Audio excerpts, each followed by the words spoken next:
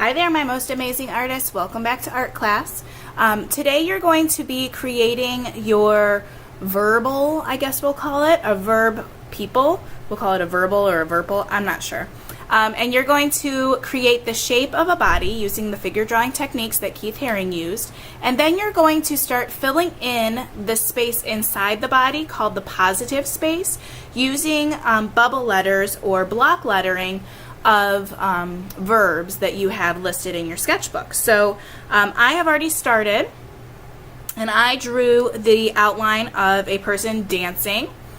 It doesn't have to be a person dancing, and it doesn't have to be dance. I actually want you to have many verbs like jump, run, play, catch, throw.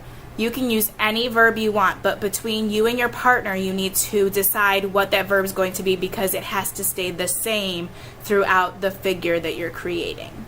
So first you're going to get your large sheet of paper, and this paper is pretty long. You can see it's kind of curled up here. I'll move this down so you can see the whole thing. There's the arms, and then I'm moving the paper down so you can see the legs. So I already did the lettering inside the body on some parts, but I want to show you later. So you're going to do the outline first, make it nice and big, and fill up that paper. I'm giving you a big paper for a reason. So let me roll that up a little bit so it doesn't bother me. So there are some places that I haven't filled in yet, and I want to just show you how I do the lettering inside because I want you to make sure you fill up your space instead of just writing a little tiny word dance in there. So you'll notice that some of the spaces are filled in, and we looked at some of the artworks on the smartboard that were creating images using lettering. That was called typography. So we're going to use our typography skills to fill in our letters, and you're going to be painting them next time, so you want to make sure they're nice and big so that you have nice space to fill in. So let's start right over here. I'm using the word dance, so I need to fit dance in this space. So I need to plan out how to make my lettering and how big to do it. So I don't want to make my letters too big and run out of room for my E, because then it'll just say dank instead of dance. So I need to make sure I'm planning as I'm drawing my letters. Thinking a lot while I'm doing this, so I don't want to mess up. And your letters do not have to touch, but if they do, it makes your artwork more interesting. But remember to fill up the space. So here I need to fit a C and an E, so I need to make my C a little bit larger than I've been making it before. I'm trying to fill in that space. And then my E, I need to fit all the way down here to the elbow, so I'm going to kind of make it squished a little bit there. So you're going to have to kind of have what's called artistic license, and you might have to change the shape of the letters to fit inside of the space. I'm going to flip this around so that I can get to that other arm, and I'll show you a couple more. So let's see, I'll start with the hand. So I'm going to do dance inside this hand first.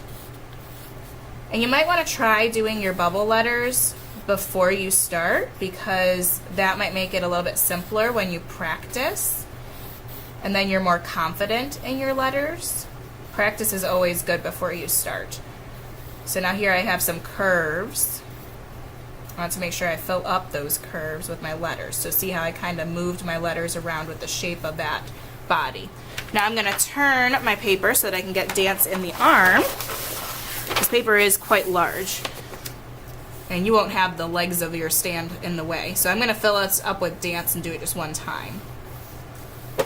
So I want to make my letters really big, but I want to make sure I have room for all my letters. I think that looks good. And remember, you always have your eraser, and you want to draw light until you got it right. So draw lightly, which means you're not pushing down hard like I am with my pencil. You're making it kind of sketchy, some of you call it, so it's kind of light. So now I have my person all finished.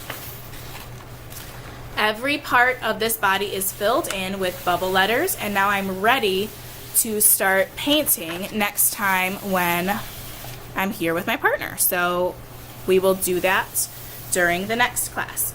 You might want to think about what complementary pair you want to use, either red and green or yellow and violet or blue and orange, because we're going to use complementary colors to fill in these spaces.